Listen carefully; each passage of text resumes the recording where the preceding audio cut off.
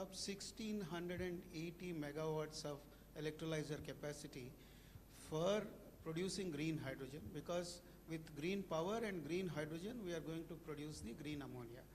And sir, you will be very happy to know that from Andhra Pradesh, for the first time in the country, we have finalized the supply contract for November 27 from Kakinada port to supply green ammonia produced in Kakinada all the way to Europe to Uniper, a company, German-based company.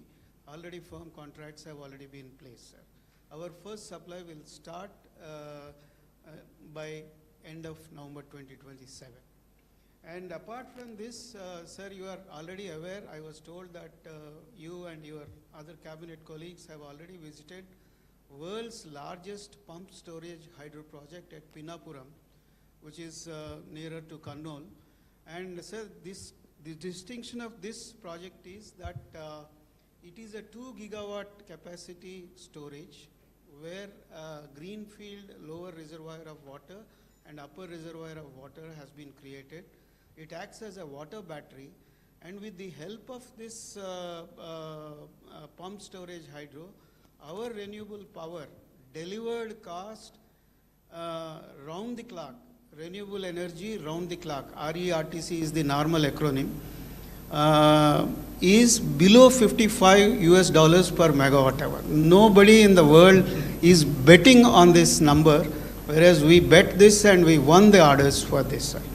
And also our promoters, Mr. Anil Chalmalasetti and Mahesh Kohli, they want to make Kakinada as a green energy hub, and we are planning for 500,000 tons per annum of biorefinery, where we would like to grow the Napier grass, Indian Napier grass, and convert the Napier grass into bioethanol and other value-added products. So for all of them, Kakinada would be the hub in Andhra Pradesh.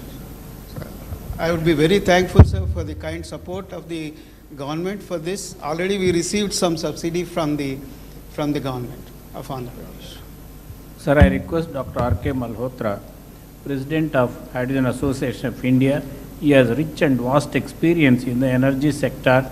Presently, he is the senior advisor to the Minister of Petroleum, MNRE, and many agencies. Now I request Dr. Malhotra. Good afternoon, sir. It's a privilege to be in this meeting with you. You are known as a very progressive Chief Minister of the country. We have seen the kind of progress you made earlier, and now when you build up the new capital, I think hydrogen should be the focus area. AM Green is doing a good job. Suzlon wants to do big projects. But as Dr. Saraswat mentioned, that you have Visakhapatnam refinery also, and where the hydrogen can be produced, blue hydrogen can also be delivered. So a mix initially, as long as the hydrogen, green hydrogen cost is higher, for various applications there will be some reluctance. So mix of blue and green, if it is used, you can become the leading state in the hydrogen economy in the country. So maybe when you build up the new capital like Amaravati, you should have hydrogen buses plying, which can run. Initially, the cost will be higher with green, so initially you can start with the gray hydrogen or blue hydrogen, and then, color agnostic approach and demonstrate the fuel cell buses, which Dr. Ashish Lele, they are 2 times more energy efficient as compared to the internal combustion engines. So overall energy consumption will come down. Second suggestion which I would like to make is that maybe you can adopt some villages where you can have localized distributed power generation.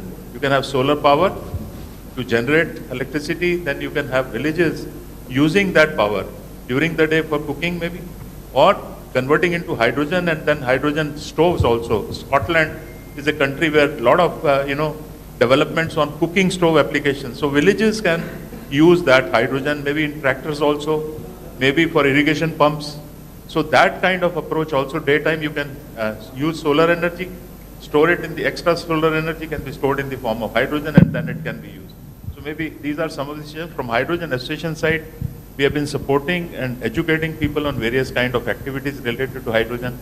We'll be very happy to work for Andhra government also if any proposal is required or any support is required from our association. What is the cost difference between hydrogen storage and also battery versus to pumped storage. So that cost difference between pump storage and hydrogen storage in different forms, because if you have to have No, I compressed. can understand it is a conversion. Yes. I can understand. Now, So as hydrogen on storage, today, pump storage will be much cheaper. we are all working as on today. Yes, Storage is much cheaper. Much cheaper. Because the life of battery is just 8 years. So to say, even if you take the best chemistry battery. Only lithium, temporary, immediate, how to solve the problem, we are going for battery. Sir, Even there will be some more innovations in battery, sir. then it will help. Meanwhile, it will The come. hydrogen storage. Hydrogen is also storage, medium. that is another area. I wanted to know, as on today, we are going now solar, wind, pump, standby, battery. You- Now we are talking about green. Maybe hydrogen also No, could be a hydrogen, storage. Hydrogen is or also a ammonia, storage all medium. these things. Hydrogen also becomes the Yeah, storage. blending also you are talking blue, hydrogen, all those things we are talking. Ultimately, a sustainable economy also. Affordability. Affordability and sustainable. If I do as a pilot may be pilot, replication and scaling will be a problem. How to act all these things, that is where I want to learn. In this country, all of you has to remember one thing. All innovations I started, first of all, power sector reforms, nobody ventured to attempt. That is late 90s. Saraswati he is aware of all those things. I started power sector reforms. Because of power sector reforms, I lost power also. That is different in 2004. That is another scenario.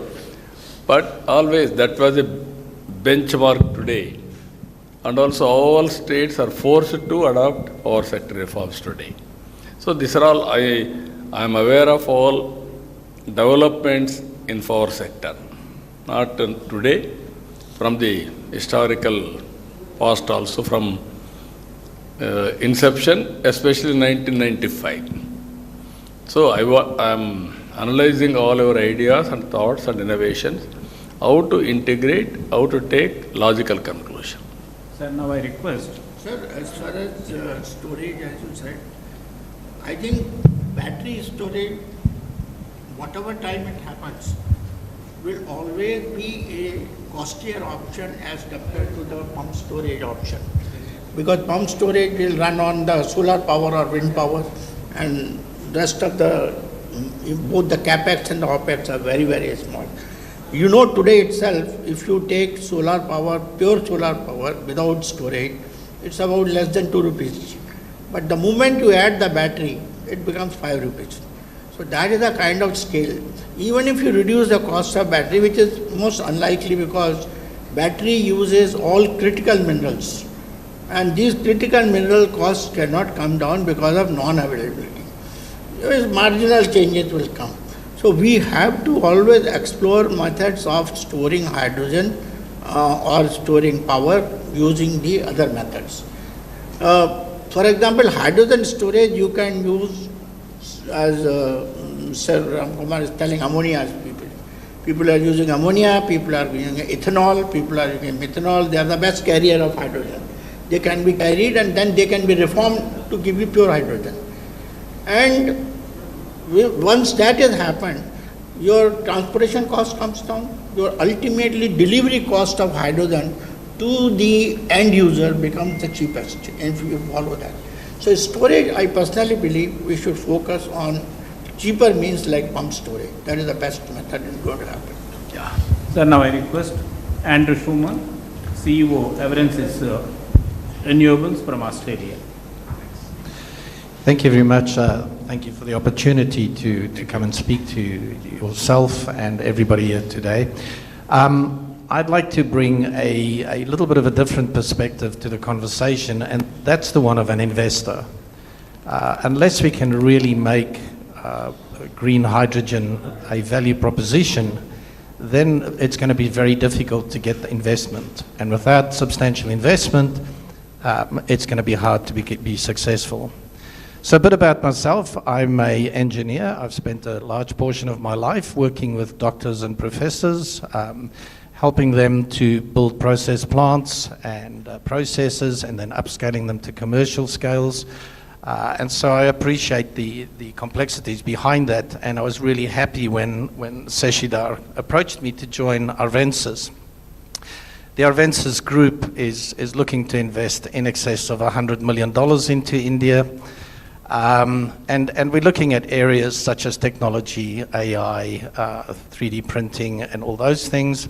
We're also looking at renewable energies, and we're also looking at e-waste recycling. Okay. And we've been really, really impressed with the vision that I've seen in India. You know, when I've looked at all of the documents and the research that I've done, the vision that the government as a whole, as national, and then yourself has really put forward to say, this is where India wants to go. I really wish that Australia would have that same vision and be so clear about it. People are very scared to commit to any technology, whereas you have been very, very good with that. And so for me, from an investor perspective, you know, we're going to be starting off. We're working with from NRedCap to start our first 12 ton per day biogas plant. And we plan to rapidly expand that to 50 tons per day. Thank you. Please, go ahead. Okay, please go ahead. Yeah. Oh. Okay, please go ahead. Oh, okay. So we're going to be rapidly upscaling that to 50 tons per day. And we've always been looking at, rather than just staying at biogas, how do we extend that into green hydrogen? So I've started doing quite a bit of research into, you know, how do we de-risk this from an investor perspective? What are the things that we need to do to ensure that the demand side is there? And it was really good for me to hear the esteemed doctors all around the table all saying we need the demand side to get there. We need to get other applications other than just the fertilizer industry and the petroleum enrichment industries. We need to look at how do we actually increase the demand? And then on the other side, how do we look at the supply? Now, being a biogas provider or investor in that, I feel a little bit, you know, like the orphan child. If I look at the scheme that's been put in place for the development of green biogas, it's all about electrolysis, okay? And the generation of green hydrogen from the biomass itself is really relegated to projects and research sort of initiatives. And so I would really ask, you know, those are the two things that, you know, we would like to participate and understand how can we help increase the demand side of the equation and at the same time work with you to de-risk in terms of the supply and the technology that's actually used on a biomass. So, okay. Before we close this discussion, I request the Honorable Chief Minister to address the industrialists present here. Friends, only I came here to learn more and also adopt all those new technologies, new innovations, ultimately how to reduce the cost of energy. Second angle, because of global warming, how to go for green energy. Once green energy, then time towards downstream industries. Storage, ammonia, ethanol, so many innovative ideas. So I am very happy to listen all of you. 2 days you are going to be here. We are having a clear policy. Even our Prime Minister is working in a big way. 500 gigawatt capacity on green energy. That is his mission with the downstream product also. What all you recommend, and then we'll start working in that direction. I am very happy as a planning Niti Aayog member has rightly mentioned, Andhra Pradesh will be hydrogen valley. I am assuring you that it will happen. towards that how to bring all technologies for convergence and innovations for convergence. Both will work it out. Every year, if necessary, we will review our performance also from now onwards. Benchmarking, where are we? Next year, what is the target? Then how to move forward. You want to do any experiments, best place is Andhra Pradesh. I am assuring you, you test all your R&D research here. And then we'll implement any innovation. You need proof of concept. Otherwise, it is only innovation. That proof of concept we'll produce here and we'll scale it up. We'll take nationally, globally, wherever it is having demand. So I'm very happy for that today, because there is a seminar also. We'll go there. After that, we will have discussions. After 2 days discussions, what all you recommended, my chief secretary is looking after energy. He is also having long standing in energy department. I think he is the senior most energy secretary in the country. So, he is the senior most. So I'm very happy to associate with you. We'll work together in future. Thank you. We are very much grateful to the Honorable Chief Minister for having this discussion with representatives of industry and R&D organizations. Thank you, sir. We will come back to the government with the recommendations of the summit. Thank you.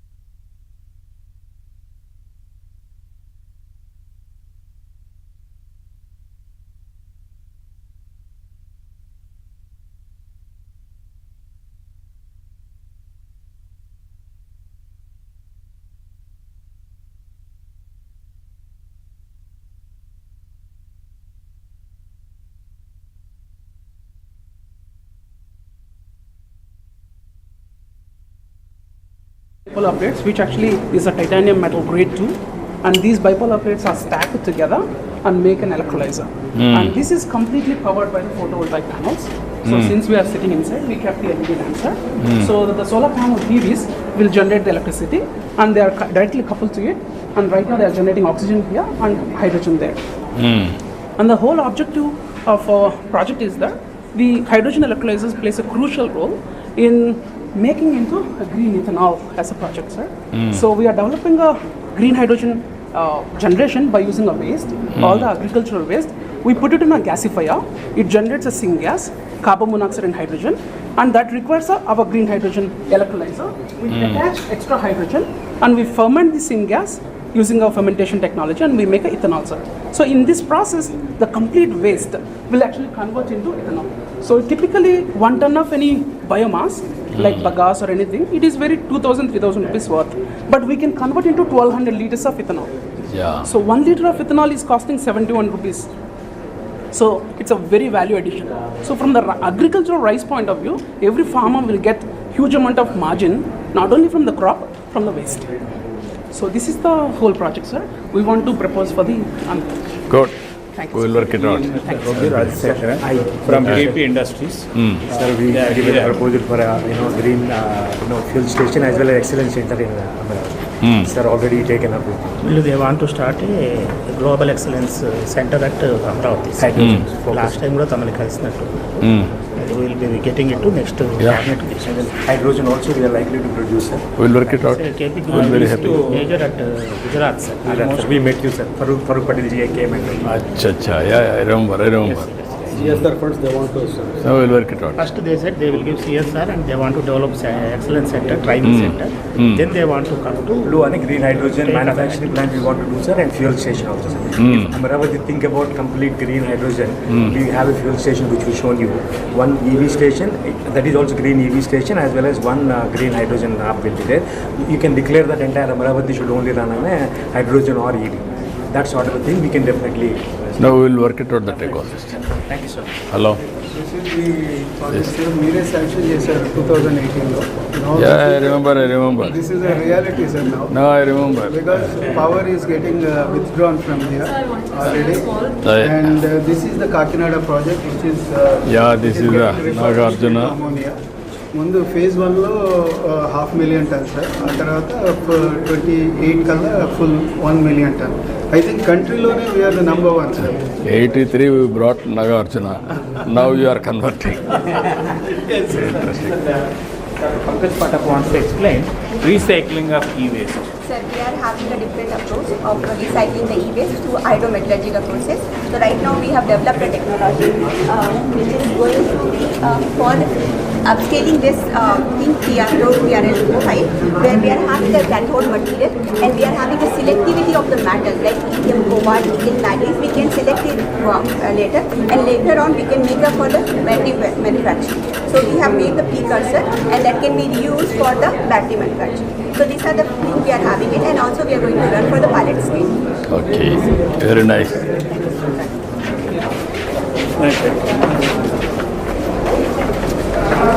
Now we'll go for now. Yeah.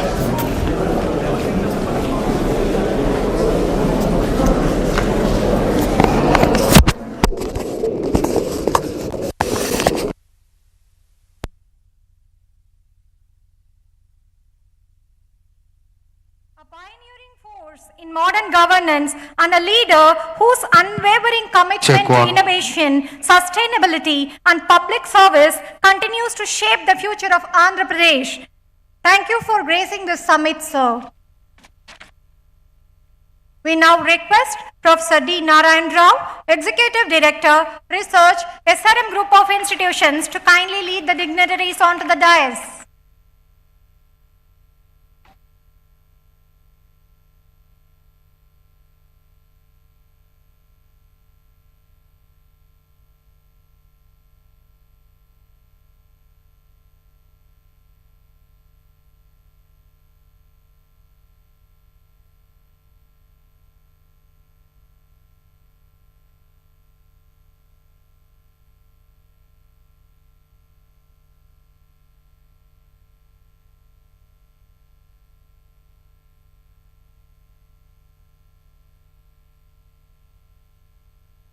We now begin this landmark event with the tradition that symbolizes the awakening of knowledge, the lighting of ceremonial lamp. May I request our esteemed dignitaries to kindly join us for the lamp lighting ceremony.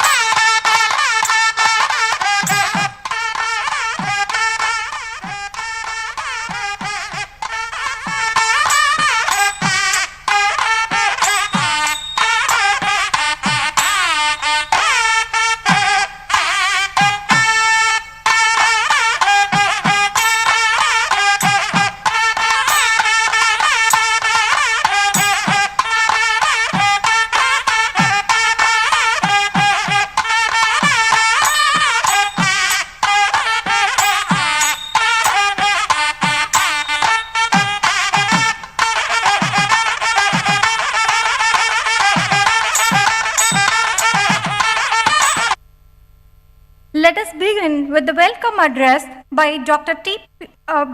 Satyanarayanan, Pro-Chancellor, SRM University, Andhra Pradesh. We request you to kindly deliver the welcome note, sir.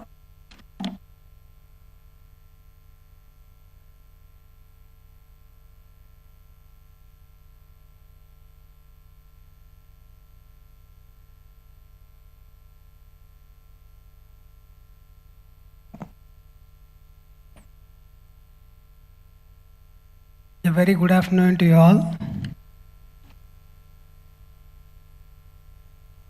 Esteemed guests, scientists, policymakers, innovators, and friends. At the very outset, I extend our deep gratitude to the Honorable Chief Minister of Andhra Pradesh for his presence and his unwavering support for clean energy innovation. Sir, your leadership in advancing renewable energy, hydrogen infrastructure, and world-class research ecosystem continues to inspire not as the students and faculty, but the entire scientific and industrial community.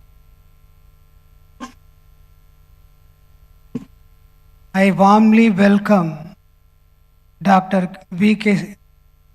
Saraswat, Honorable Member of Niti Aayog, Dr.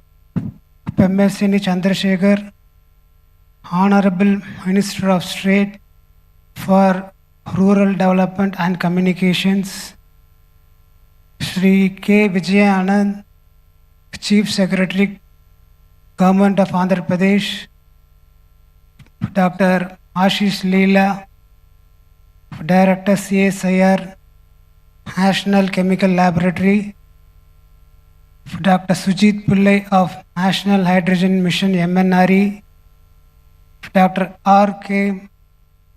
Malhotra, the President of Hydrogen Association of India, Mr. Pranav Tanti, the President and CEO of Synergen Green Energy Inc. USA, Mr. Anil Kumar, MD and CEO of Greenco, and all other distinguished delegates and the participants.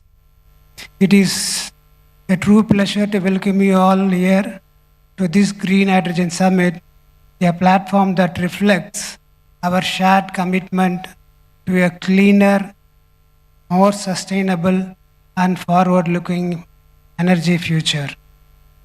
This is just not about saving the earth. It is about saving ourselves. The earth will continue to exist regardless of climate, temperature, and terrain. But we, the ecosystem that support the human life, need balance to survive. what's truly at stake is not the planet, but the environment stability we depend upon. Air we can breathe, water we can drink, and the temperature we can live with.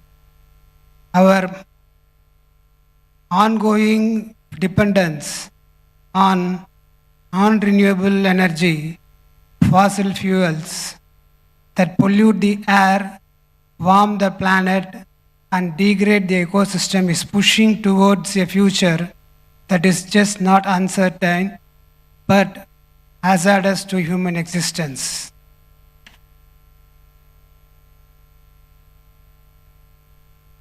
That is why the transition to renewable energy is not just important, it is urgent. And in this transition, the green hydrogen has a very critical role. It is one of the few clean energy sources capable of addressing industry scale needs, long distance transport, grid level storage, and the areas where the batteries and the technologies fall short.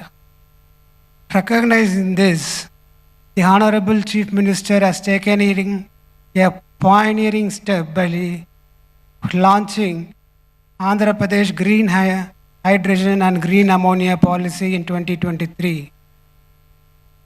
This policy outlines a clear vision to produce 500,000 tons of green hydrogen per year and 2 million tons of ammonia per year, backed by strong incentives.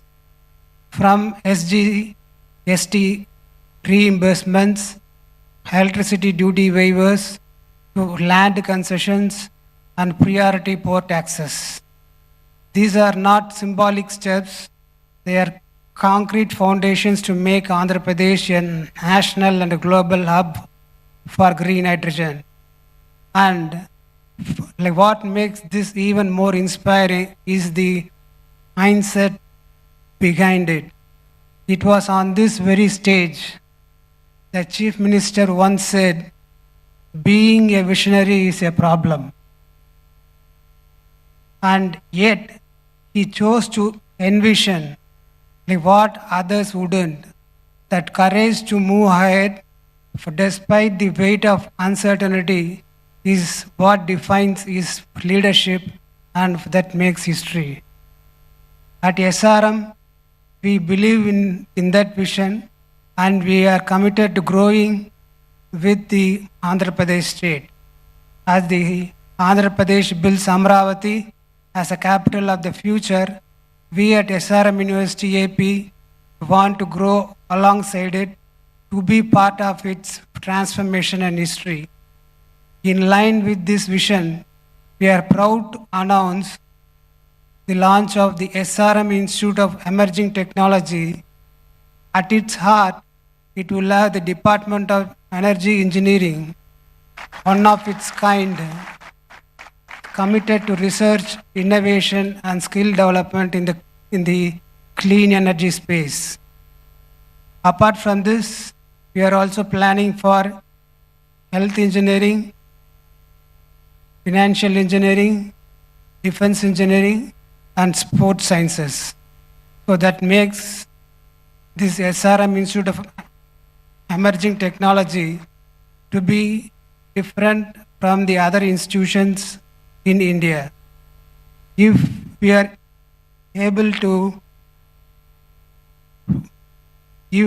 to be the last generation to depend upon fossil fuels, then the next generation must be the first to lead the clean energy revolution. While the government set policies, industries build systems, it is the youth with their ideas, innovation, and courage who will carry this transformation forward. They must not just inherit the planet, they must be empowered to reimagine it. Let us not fail them. Let us ensure that this borrowed planet passed on to us by our ancestors is returned to the next generation in a livable, breathable, and a beautiful form. Let us be the last generation that depended on fossil fuels and at the first that made the clean energy truly universal. Let's work for it. Thank you very much.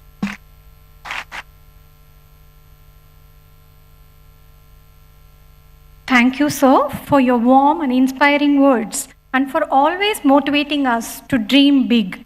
We now invite Professor D. Narayan Rao, Executive Director, Research, SRM Group of Institutions, to set the stage by introducing the vision and purpose of Green Hydrogen Summit.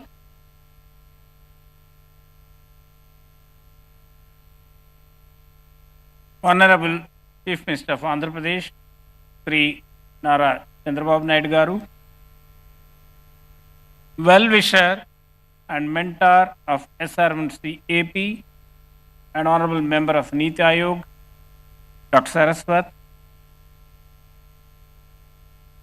very sharp and young Minister of State for Rural Development and Communications, Dr. Pemasani Chandrasekhar, President of SRM Group, Dr. Satyanarayanan, the Chief Secretary, Sri Vijayanand, the well-known industrialist, Mr. Pranav Tanti, Professor Malhotra, President of Hydrogen Association of India, Dr. Ashish Lele, Director, CSR, National Chemical Laboratory, Pune, Dr. Sujit Pillai of the National Hydrogen Mission of MNRE, my colleague, Professor Satish Kumar.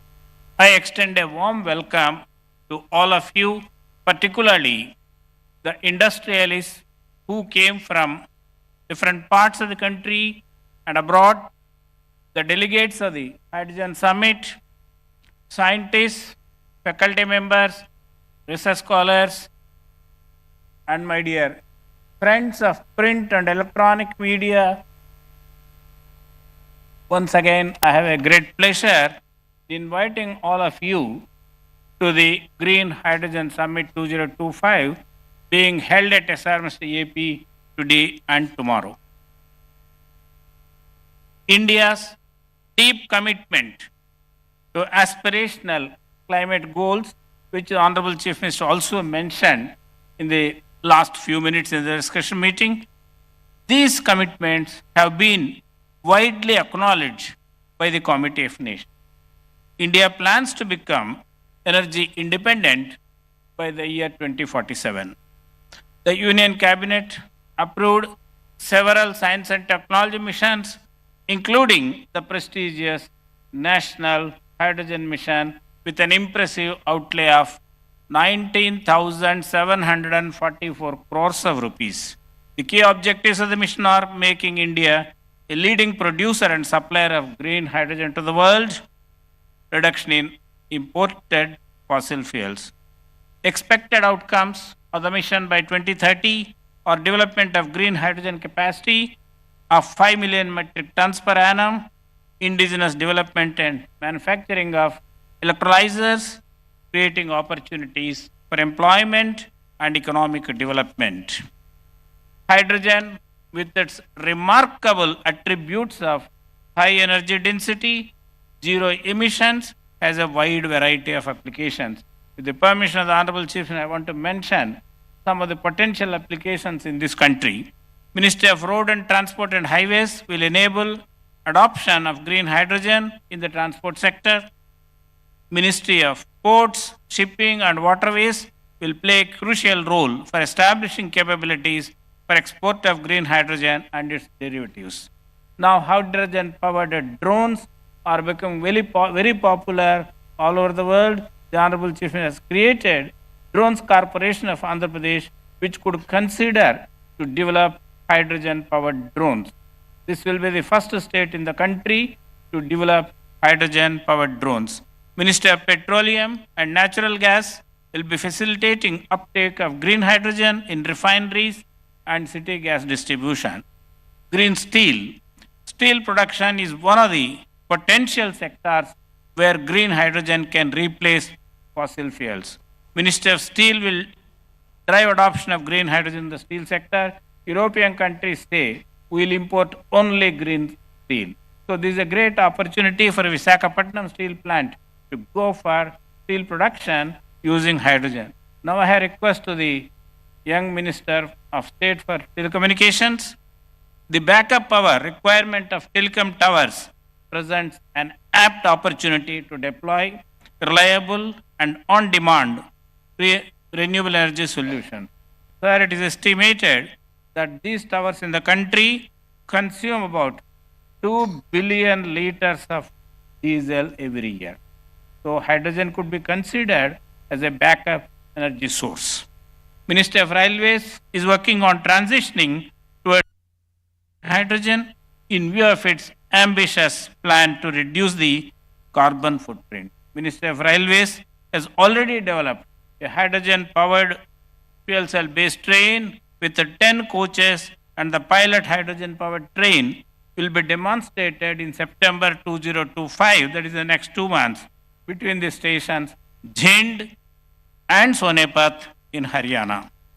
In March 2025, the Honorable Chief Minister directed SRM University AP to develop a hydrogen-powered train between Hyderabad and Vijayawada. Then immediately Chief Minister said, no Narayan Rao, between Hyderabad and Visakhapatnam. Yes, sir, we are at it. Now, yeah, please.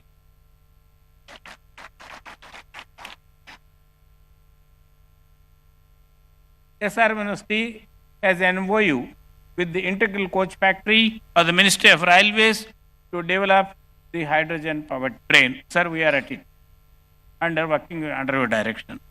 We earnestly request the kind support of the Honorable Chief Minister and the Ministry of Railways for the development of this hydrogen-powered train as a flagship project of the state of Andhra Pradesh.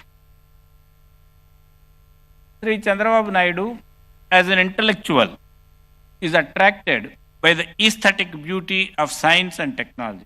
And as a people's leader, he is greatly attracted towards technology and the promise it holds to transform the state of Andhra Pradesh and its economic development. Let's give a big applause to the aligning with the ambitious plans of National Hydrogen Mission and with a foresight that the first entrance into the business of hydrogen can reap more benefits than others, our visionary Chief Minister has made Pudimadaka near Visakhapatnam as the first and the largest hub of green hydrogen in the country. The Visakhapatnam Hydrogen Hub will be producing about 1.5 million metric tons of green hydrogen per annum, 3 million metric tons of green ammonia, methanol, etc. Green hydrogen produced at Visakhapatnam could be used by Visakhapatnam Steel Plant, HPCL, NTPC, fertilizer industries, and many others. Sir, I am glad to inform the Honorable Chief Minister and the august audience present here that the faculty members of SRM University AP have indigenously developed an electrolyzer which the Honorable Chief Minister just now visited. This can produce 500 kilograms of green hydrogen per annum, and it is being demonstrated during summit. It is scalable to produce 150 tons of green hydrogen per annum. We request the Honorable Chief Minister to consider industry, university, government collaborative venture. We propose to establish an innovation center at SRM University AP to develop indigenous technology to produce, store, and utilize hydrogen as a green fuel. The goal of the proposed center in the next 2 years would be to develop and demonstrate a hydrogen-powered car between Vijayawada and Visakhapatnam, and with refueling facilities along the way. At present, hydrogen costs about 350 rupees per kilogram, which can fuel a car for a distance of 20 to 25 kilometers. The proposed innovation center could bring down the cost to 200 rupees per kilogram of hydrogen by developing more efficient catalysts for electrolysis and reducing the power consumption for producing hydrogen. Sir, you are kindly aware that on 30th June 2025, the government of Andhra Pradesh approved Amaravati Quantum Valley Declaration. IBM will be installing and maintaining a 156 qubit quantum computer at Amaravati Valley on 1st January 2026. Sir, this will be the first and most powerful quantum computer not only in the country and in South Asia. Friends, establishment of Amaravati Quantum Valley is also a catalyst for our green hydrogen mission. The quantum technologies help us design advanced catalysts, develop safer hydrogen storage systems, and create ultra-sensitive sensors for monitoring the safety. With the quantum simulations, we can reduce the cost of hydrogen and increase the efficiency of green hydrogen production. Looking into the future needs courage and insight, and fortunately, our visionary Chief Minister has both. Let's give a big applause.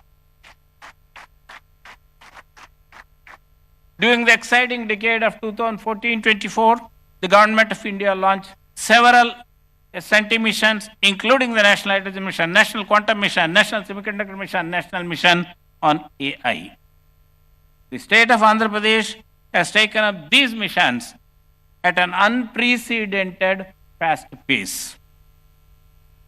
Dear friends, with all these technological advances and the vision and dynamic leadership of our beloved Chief Minister, the state of Andhra Pradesh will be very different from what it is by 2047, Swarnandhra 2047. Jai Hind, Jai Bharat, Jai Vigyan. Thank you.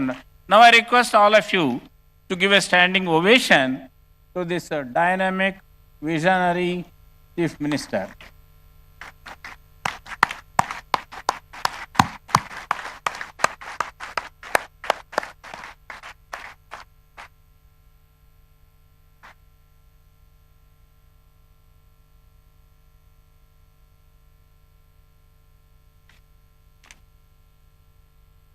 Thank you, sir, for framing the summit's goals with such clarity and depth.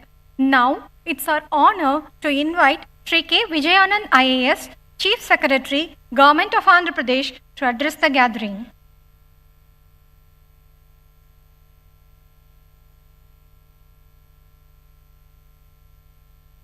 Honorable Chief Minister of Andhra Pradesh, Sri Nara Chandrababu Naidu Garu, Honorable Member of Niti Ayog, Dr. V.K. Saraswat Garu, Honorable Minister of State for Rural Development Communications, Dr. Chandrasekhar Pemasani Garu, Pro-Chancellor SRM University AP, Dr. P. Satyanarayan Garu, distinguished guests, esteemed faculty, students and industry leaders and media.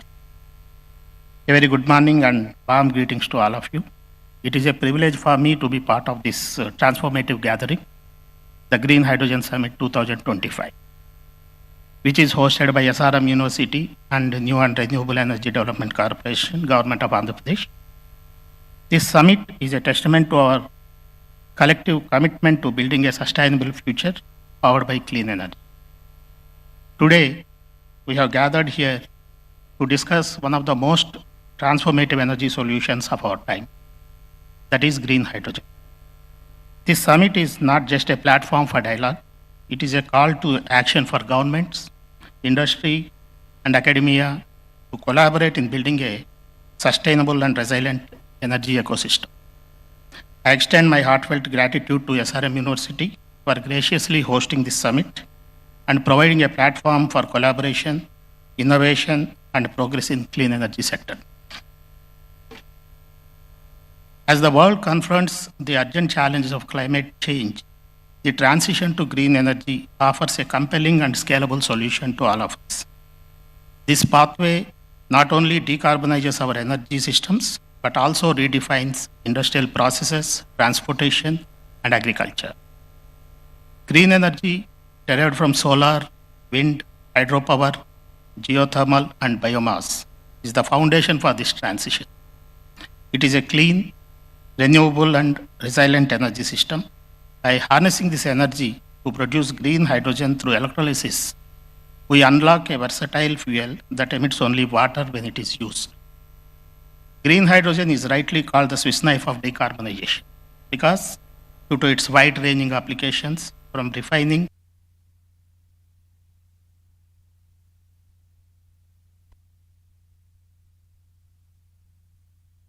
in particular, it enables deep emission cuts in hard-to-abate sections like steel, cement, and heavy transport.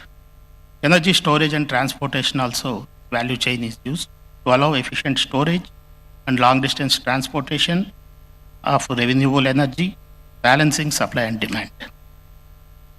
In case of industrial applications, this provides high-temperature heat for industrial processes without carbon emission.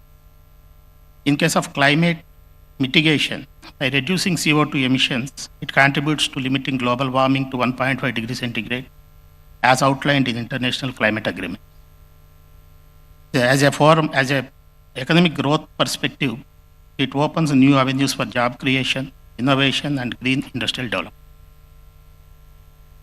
Looking and taking all these factors into consideration, Government of India has made significant strides in promoting green hydrogen as a cornerstone of its clean energy transition. National Green Hydrogen Mission is launched in January 2023. Is the India's flagship initiative to promote green hydrogen. It aims to produce 5 million tons of green hydrogen annually by 2030, attract investment worth 8 lakh crores, create more than 6 lakh green energy jobs. The strategic interventions for green hydrogen transition is a program supported with NGHM. It provides for 17,490 crores allocated from 2023 to 2029 as production-linked incentive (PLI) scheme for electrolyzer manufacturing and hydrogen production. India aims to reduce the cost of green hydrogen from $4.5 in 2023 to $1 by 2030 by leveraging low-cost renewable energy, domestic electrolyzer manufacturing. And India is also focusing on infrastructure and export strategy and building a scalable hydrogen ecosystem for industry and transport. Strategic partnerships through India, Middle East, Europe Economic Corridor to boost hydrogen exports. Government of Andhra Pradesh, under the visionary leadership of our Honorable Chief Minister, Sri Chandrababu Naidu garu, we are playing a strategic role in this entire program. Andhra Pradesh is proud to be at the forefront of this India's clean energy revolution. With abundant RE resources, a proactive government, and a thriving industrial base, we are ready to become Green India, green hydrogen powerhouse. Under Swarnandhra Vision 2047, we are committed to become a hub for clean energy innovation and green hydrogen exports. The state has launched Andhra Pradesh Integrated Clean Energy Policy 2024, which provides a comprehensive framework for green hydrogen production and infrastructure, electrolyzer manufacturing, hydrogen-powered mobility and logistics, export-oriented hydrogen corridors. The state targets around 10 lakh crores of investment in clean energy, and the state is offering capital subsidies, GST relief, stamp duty concessions, and incentives for battery storage systems to attract green hydrogen and renewable energy investment. Recently, India's first integrated green hydrogen hub by NTPC Green Energy, where Government of Andhra Pradesh New and Renewable Energy Development Corporation is also involved. The Honorable Prime Minister has laid foundation stone for 1,200 tons per day green hydrogen at Pudimadaka on January 2025. You are also aware 1 MMTPA green hydrogen based green ammonia manufacturing facility at Kakinada by AM Green Ammonia Private Limited they have already started, they did the groundbreaking, already started the work with an investment of 12,000 crores and creating 2,600 jobs.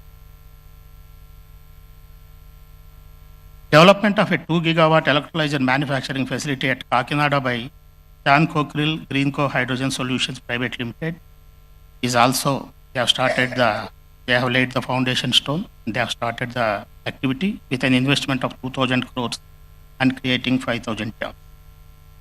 We are also happy to announce that India's first pilot project blending green hydrogen with LPG for industrial heating with an annual green hydrogen capacity of 25 tons per annum at Rockman's Tirupati facility by Hero Future Energies and Rockman Industry. The total investment is approximately 1,000 crores with 2,000 existing employees at the factory.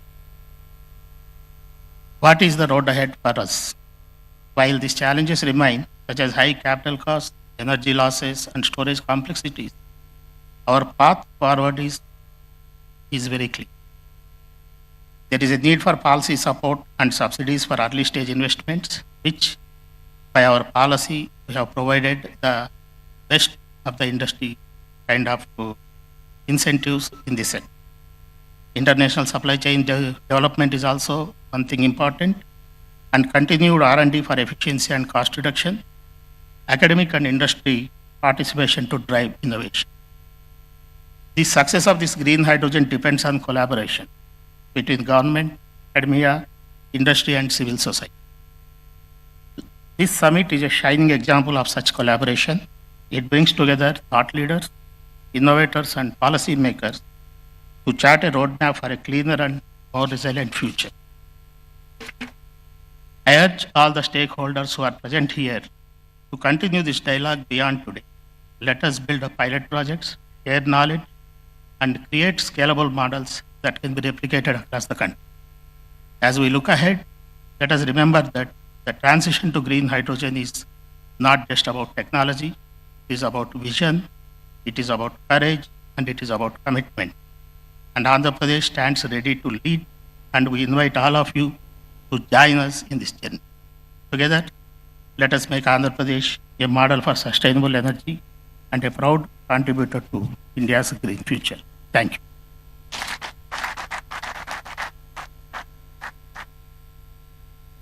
Thank you, sir, for your insightful address.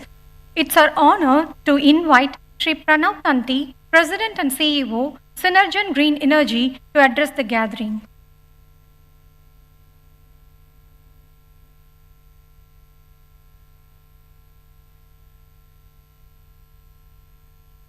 Honorable Chief Minister, Chief Secretary, respected dignitaries, esteemed delegates, distinguished guests, I'm truly honored and humbled to stand here to welcome you. It is for sure a great privilege to welcome you all to the great state of Andhra, where the Green Hydrogen Summit has been established. Andhra Pradesh is delighted to host this remarkable gathering of visionaries, industry leaders, policymakers, future generations, and experts who share a common goal: to harness the potential of green hydrogen as a pivotal force in the transition towards a sustainable and clean energy future. If I can pause and ask a basic question, why hydrogen? What makes hydrogen so special? Hydrogen is the simplest element. It is the most abundant element.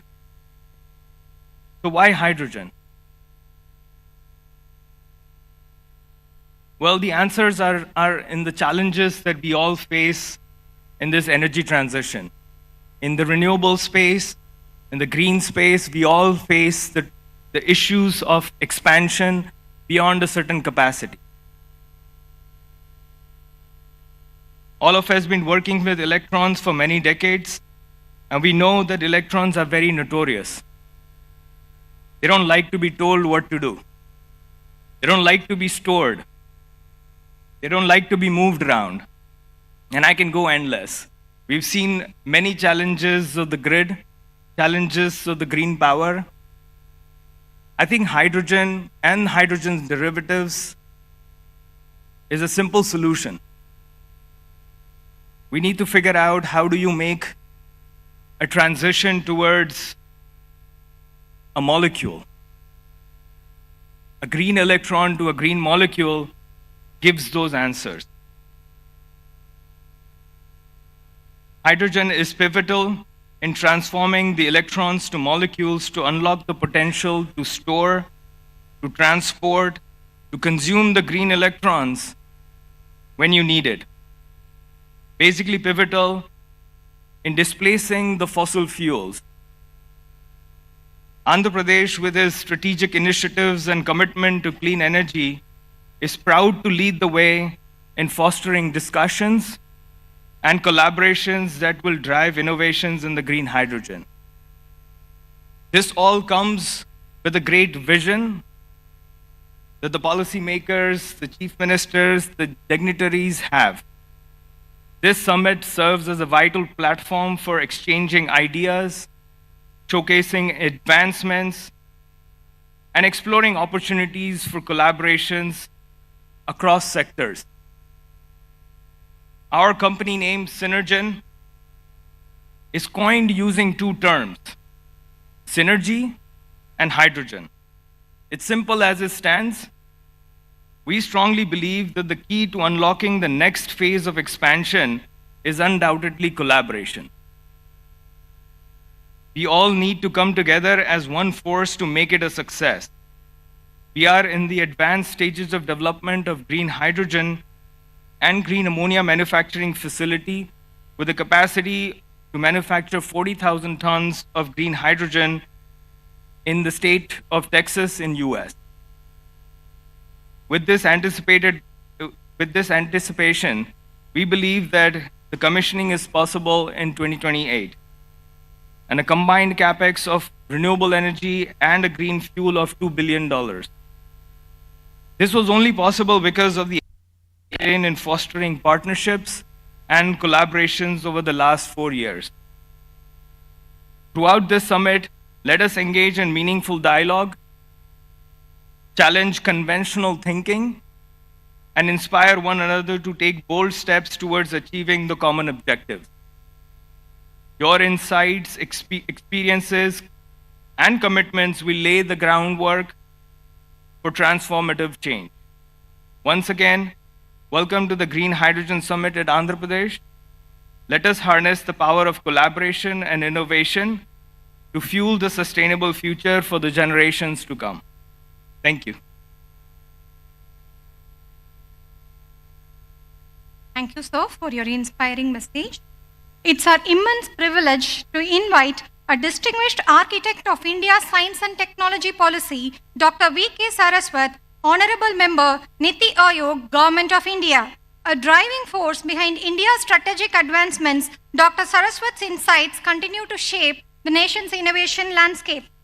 We request you to deliver the keynote address, sir.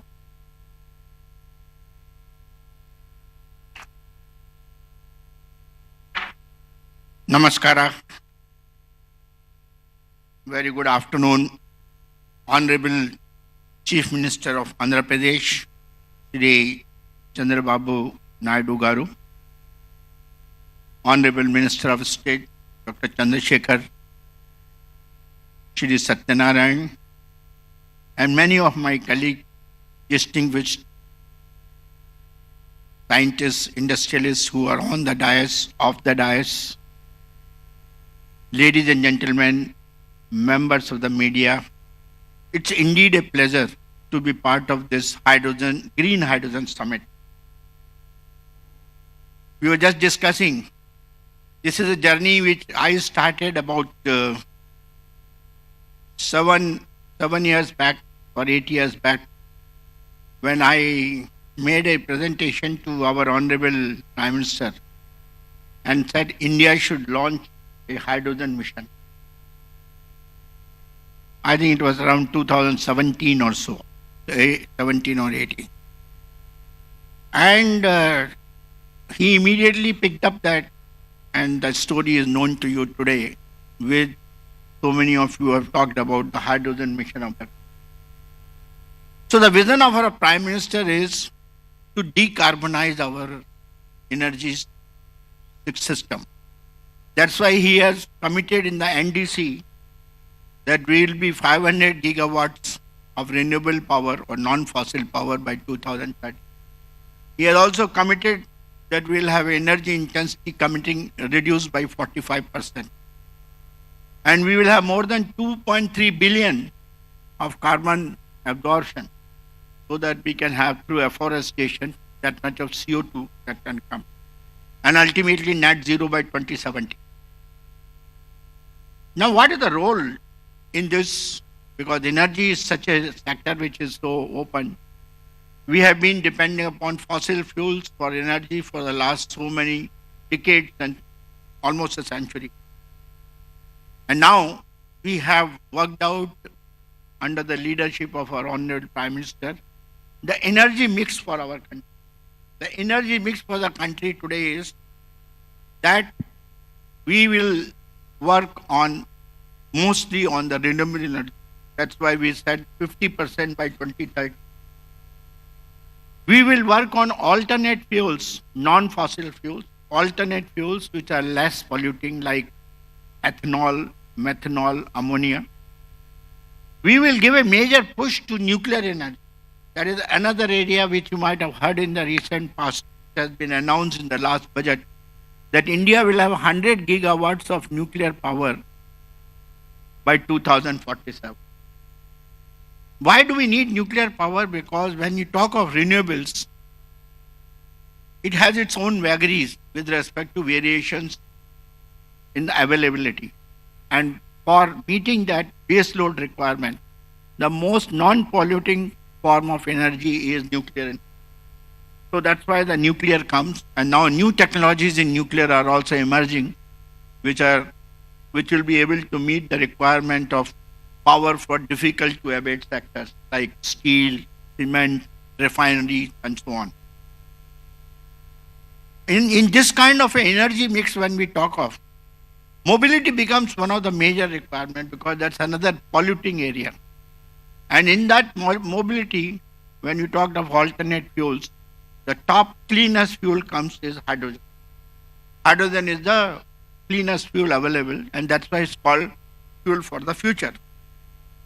Unfortunately, or fortunately, we have been using hydrogen in various fields, refineries, petrochemicals, many other areas.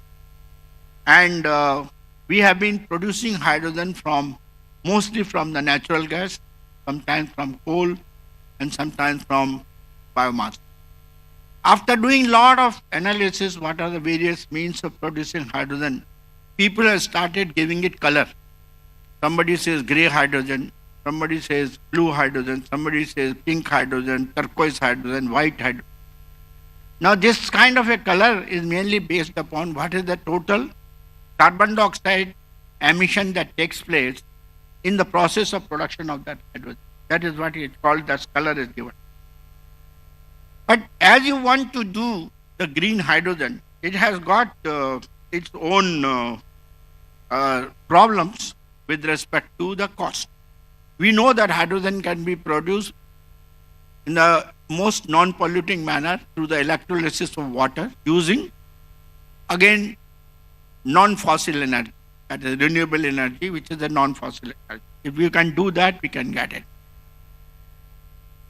But while the cost of renewable energy has come down, but the cost of electrolyzers, which are responsible for electrolysis of water, is even today very high, which results into a differential of almost $4 to $5 with respect to the cost of gray hydrogen or blue hydrogen for that of the green hydrogen.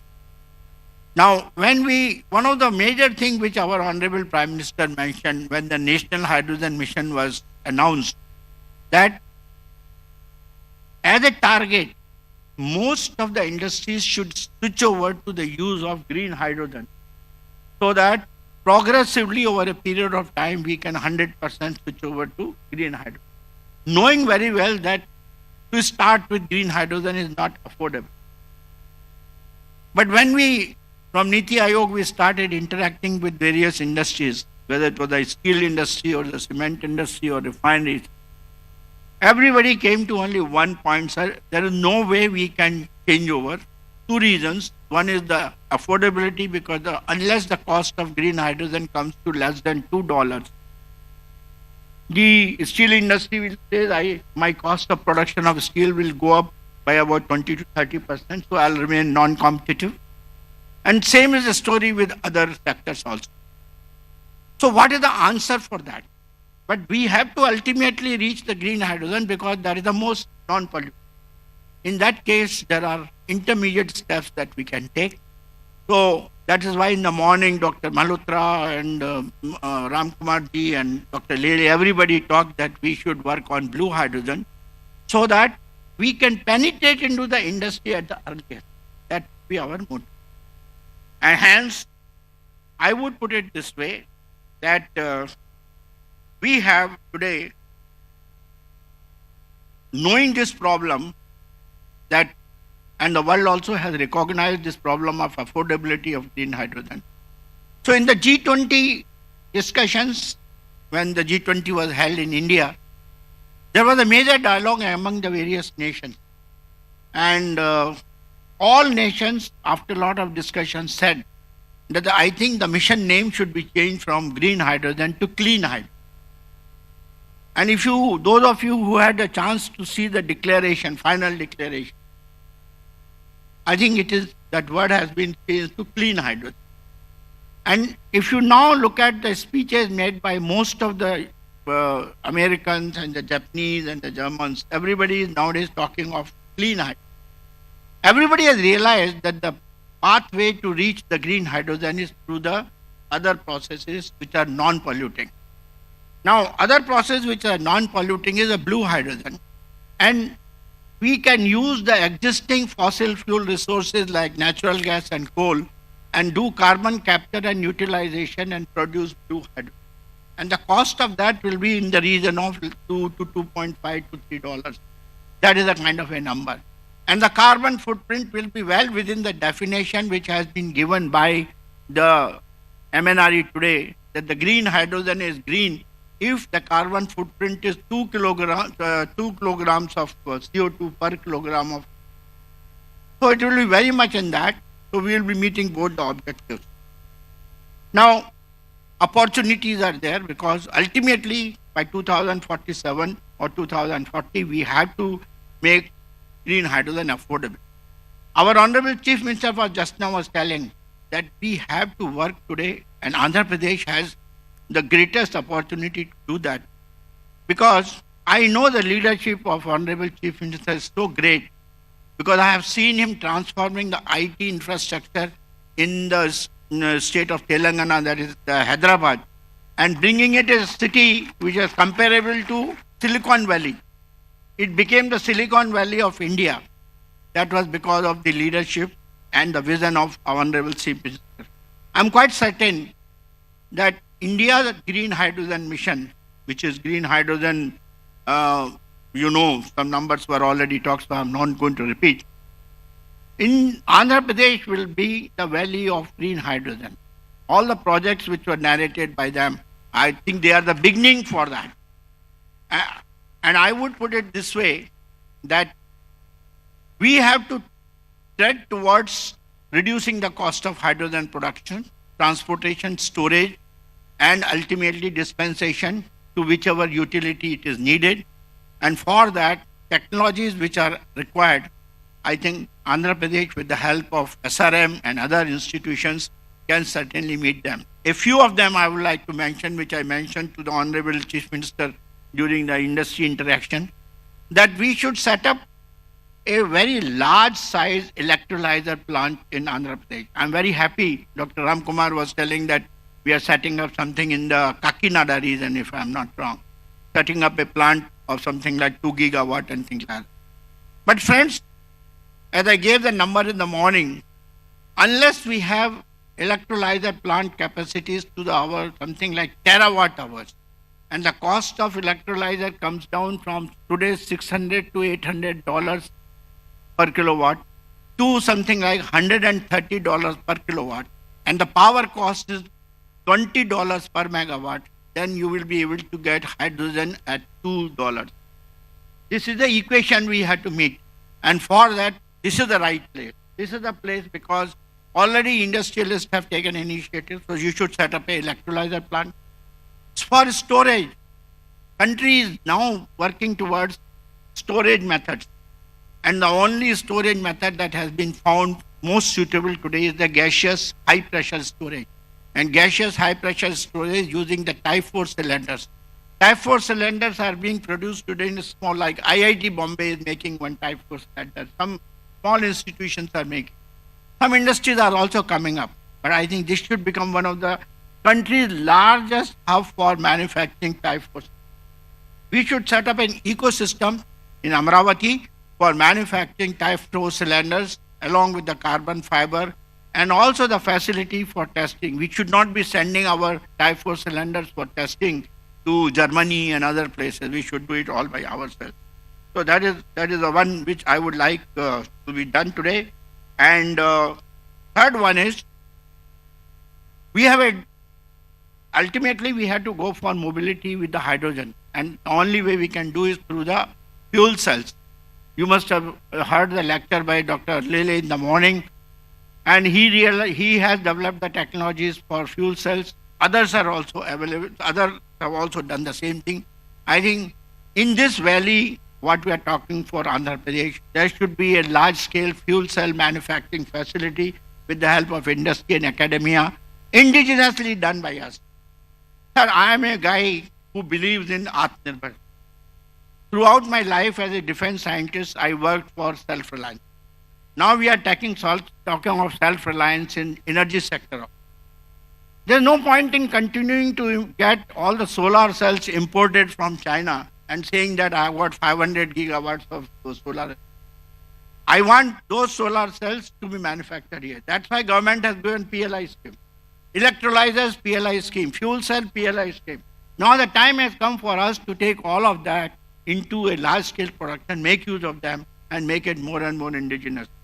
And that is where Andhra Pradesh Hydrogen Valley will become the hub, and the leadership of our Honorable Chief Minister will be the big word, big guidance for all of us.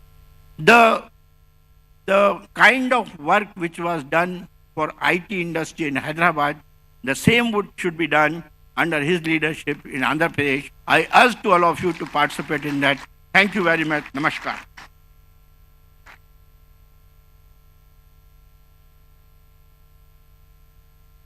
Thank you, sir, for your inspiring words and for highlighting the critical role of green energy in shaping the future of India's mobility and infrastructure. Now, I request Dr. Chandrasekhar Pemasani, Honorable Minister of State for Rural Development and Communications, Government of India, to address the gathering.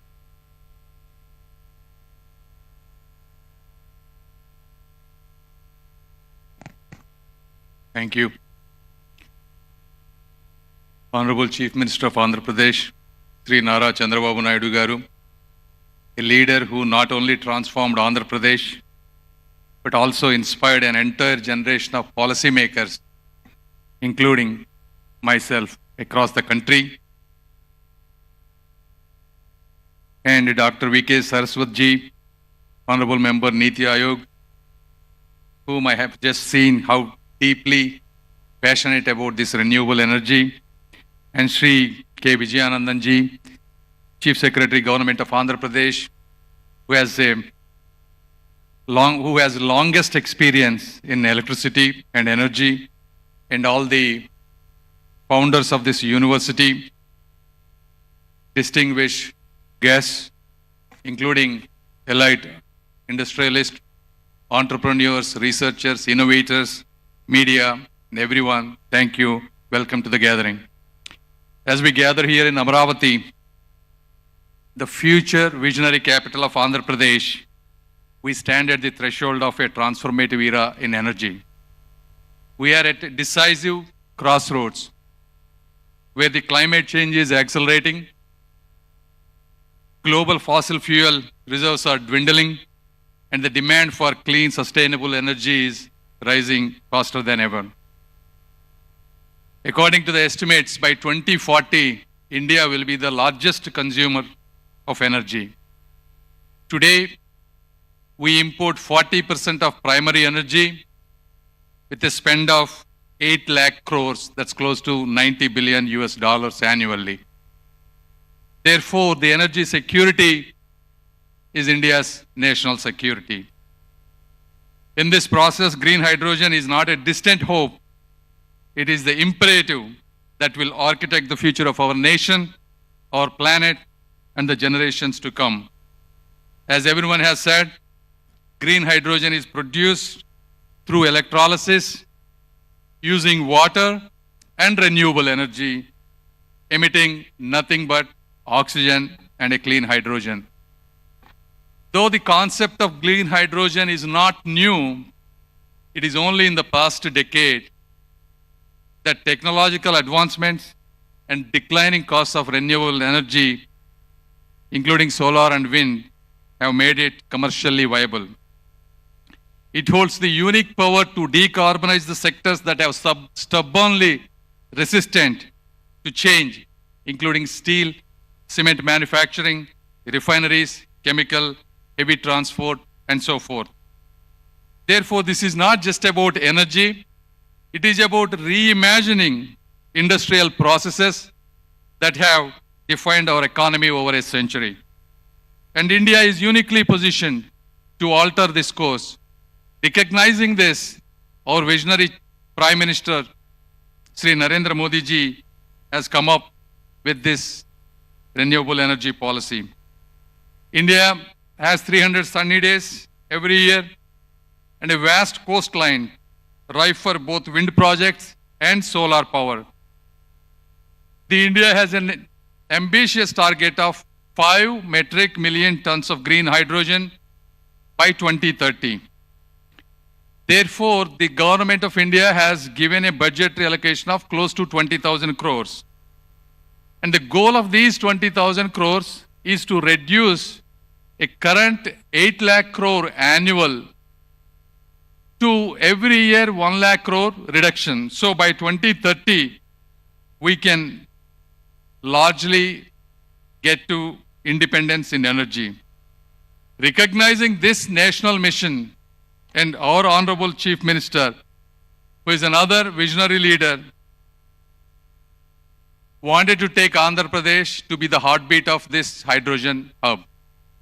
If you look at his past history, when the India was going through national energy crisis in 1999, he introduced bold power reforms despite political repercussions. No other chief minister has dared to do these kind of reforms other than Sri Nara Chandrababu Naidu garu. And these reforms laid the foundation for the state's energy advancements today, reducing cost through solar and wind integration. His vision transformed Telangana into a global height and innovation hub today.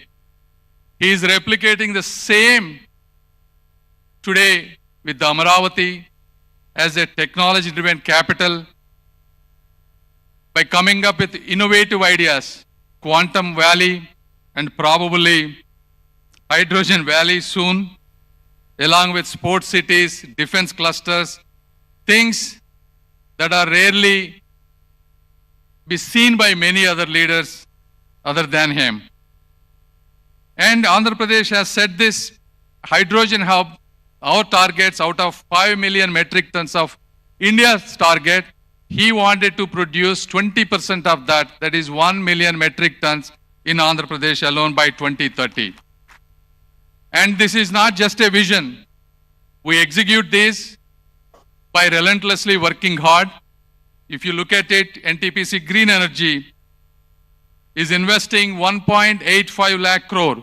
This is the India's largest green hydrogen hub, producing 1,500 tons per day of green hydrogen and another 7,500 tons of its derivatives, whether it is green ammonia, methanol, etc.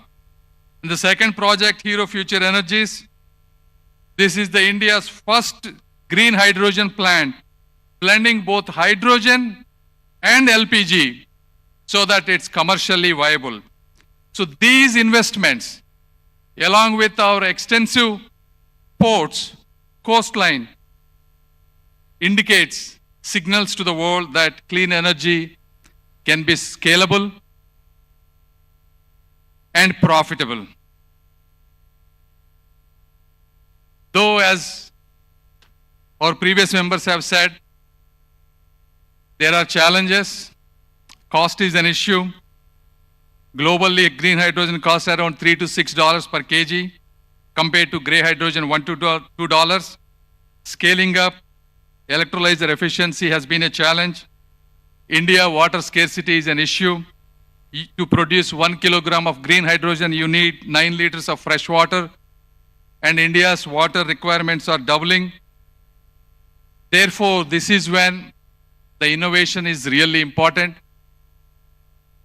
Our Honorable Chief Minister has given huge lands for these universities, 100 acres, 200 acres, not just to set up world-class universities, to really innovate and problem solve, not just for Andhra Pradesh, but India and to the world. I mean, these are beautiful universities that were built with large investment, and we appreciate and thank the university. But at the same time, all these challenges, you look at the America, the Harvard, Stanford, Yale, these are the universities that solve large human problems. And we want the SRM, WIT, and all the universities that are establishing here want to be the same way or probably better than them in the generations to come.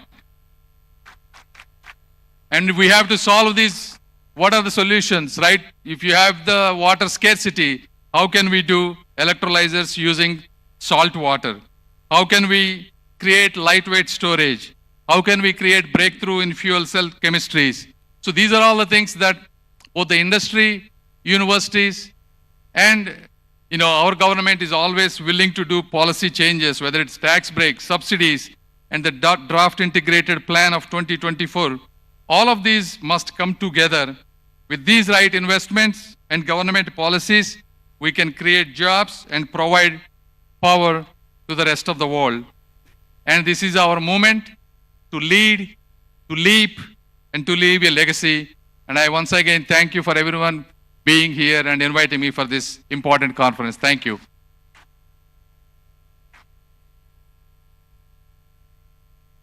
Thank you, sir, for your inspiring words and support. Ladies and gentlemen, the journey towards a green, self-reliant India needs more than innovation. It needs a visionary leadership to steer us to dream beyond. Today, we are honored to have with us our visionary leader who has transformed Andhra Pradesh into a hub of progress with remarkable strides in education, technology, infrastructure, and sustainable growth. His vision continues to inspire countless individuals and shape the future of our state. It is with great pride and deep respect that we now invite the statesman of our modern Andhra Pradesh, Honorable Chief Minister Sri Nara Chandrababu Naidu Garu, to share his vision and address this distinguished gathering.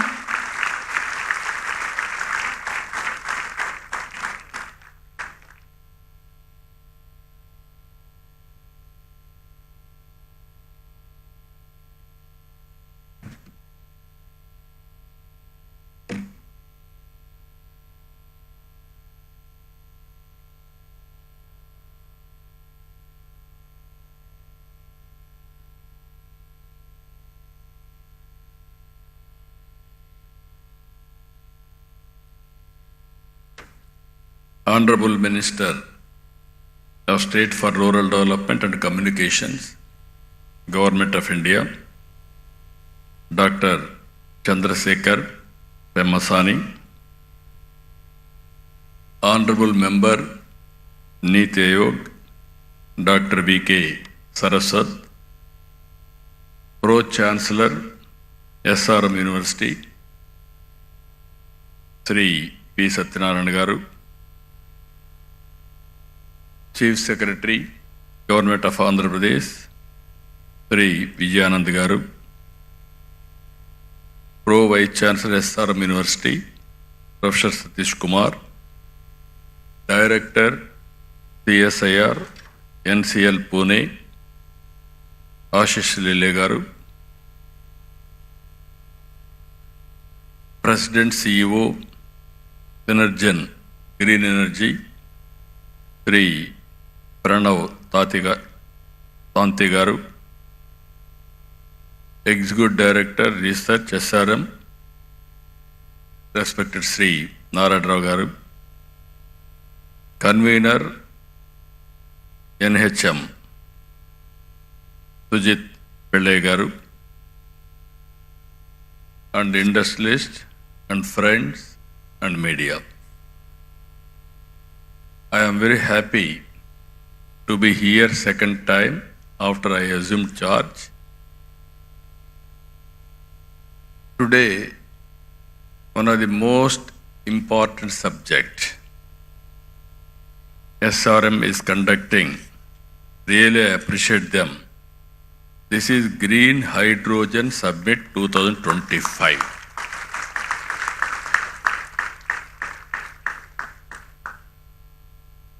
Why I am saying this is very, very important? I have seen transformation in energy sector and also fuel sector.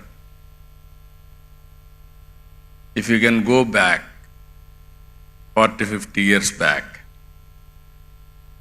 at that time, no energy. India, when I born, elementary school, when I used to go to school, we used to use only lanterns. Youngsters may forget about it because you didn't witness that type of situation. After that, power has come, electricity has come to villages.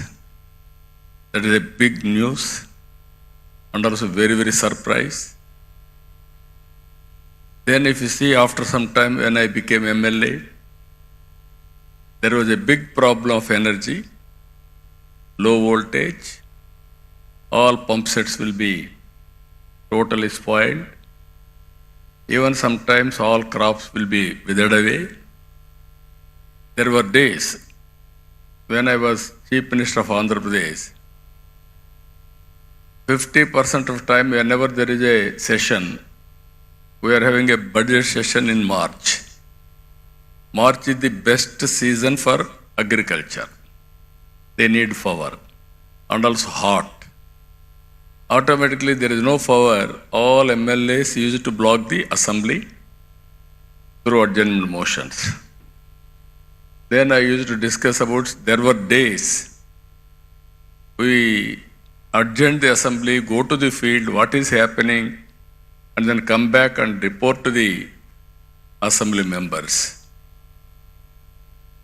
Then I thought in this country, better to go for reforms. Already one state has introduced reforms, Orissa. They were forced to withdraw reforms again because of pressure from public and political parties. In this country, I started first time power sector reforms in 1999 or 2000. That is the beginning. First regulatory commission has been set up. And also transmission, distribution, generation companies have come for more accountable and transparency and better delivery. We are able to manage power position very well at that time. If you see, sometimes we have to pay some price also. I brought power sector reforms. I lost power in 2004. Even all my MLAs, everybody told me, no, you are moving very fast, because sometimes some reforms, some people will get adverse effects in the short term, but ultimately it will be beneficial. Again, if you see clean energy, solar, wind, all these things, around 2014, prohibitive cost, 14 rupees unit production cost. Nobody thought about it. At that time, Government of India has come forward, Honorable Prime Minister Narendra Modi ji, to promote green energy in a big way, solar, wind and everything.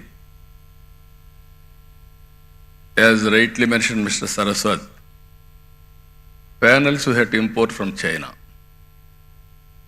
with a prohibitive cost also. So many challenges, opportunities. Then we have scaled up in a big way solar energy. Now it has come ₹2.20. And also once we don't know where power is coming, today you can generate power at your rooftop. Even SRM can generate power, required power for the university campus. That is the stage today. Because of solar power is coming, but it is only daytime when there is sunlight. There is a wind power. It will come only evening, that too whenever there is a wind. Now, pumped energy, that is one more concept I started not now. Around 95, 97, in Sri Salem, I started reversible pumps for peak load factor, how to manage. Then that has gone at the time, sometimes power demand also is changing according to situation. Earlier I had a problem, power shortage in the evening and also morning, 10 to 11 like that, because agriculture operations. Today, power is generated during the day. I don't have any problem in the morning. I need more power in the evening sometimes. Peak load, how to balance. Now pumped storage energy has come. Battery has come. Battery is very costly.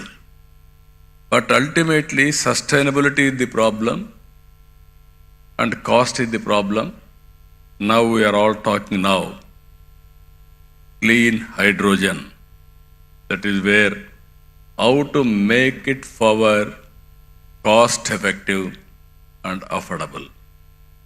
Either that is a very interesting experiment we are all thinking now. If you see global warming, all countries are moving how to go for green energy. If you see here, Honorable Prime Minister has announced 500 gigawatts non-fossil fuel energy by 2030. And also net zero by 2070. Clean hydrogen and its derivatives. We are aiming decarbonization. And we are discussing today and tomorrow here. This is where circular economy, recycling of water, recycling of energy recovery, so many things we are going to discuss. In this, Andhra Pradesh wanted to play very major role. There is one advantage I wanted to inform all of you.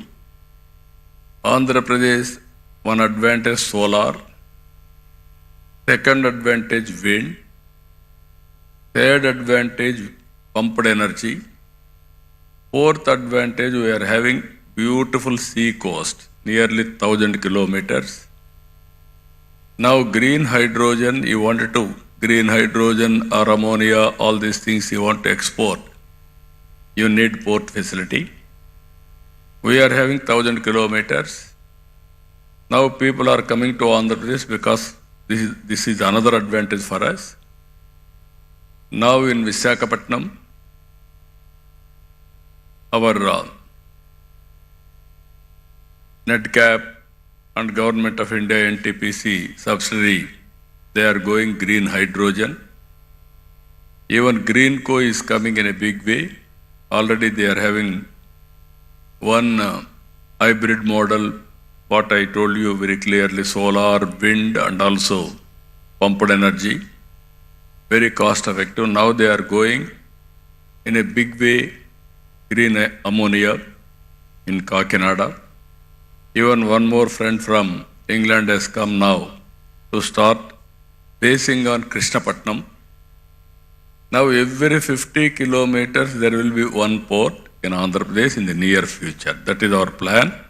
So that I wanted to make it logistics hub. If you see water is available, even I can say my chief secretary, who is an energy secretary also, he had an abundant experience in energy. I started power sector reforms. He worked nearly 14 to 15 years in energy sector. No other IAS officer had knowledge about it. He had enough knowledge. With all these factors, what I wanted to announce here, even Andhra Pradesh wanted to contribute nearly 160 gigawatt capacity of green energy in the near future out of 500. This is the policy we have announced with 10 lakh crores investment and also 7.5 lakh employment, and also green hydrogen and its derivatives 1.5 million metric tons per annum, electrolyzer manufacturing capacity 3 gigawatt, solar energy projects 78.5 gigawatts, wind energy projects 35 gigawatt, pumped storage energy 22 gigawatts. No other state is having this advantage. They may not have water or also hydrological balance also. Even we are going battery energy storage system 25 gigawatt forever. That is this is also needed as on today. Ethanol 15,000 kiloliters per day. Bio CNG, CBG 10,000 tons per day. Clean tech manufacturing 20 gigawatts. Mine module molecular. Even we are going electric vehicle charging infrastructure, nearly 500 stations. For this, we have given excellent incentives. You can go ahead. You can see incentives. Even incentives for electrolyzer manufacturing also one of the best policy. If anybody is giving better than us, you tell us, we will correct it, we will update it, we will provide all the incentives, number one incentives in the country. That is our commitment. So far, even so many companies have come. Even Reliance Industries has come. 500 compressed biogas plants. They are going to spend 65,000 crores. They are going to create 250,000 employment. Even Renew, largest RE complexes in the country, was held in Guntakal. They are going to spend 22,000 crores and also 1.50 gigawatt renewable energy project, along with one GWH PESS in 2 phases with the employment generation of 4,000. Even Power Renewable Energy Private Limited signed MOU.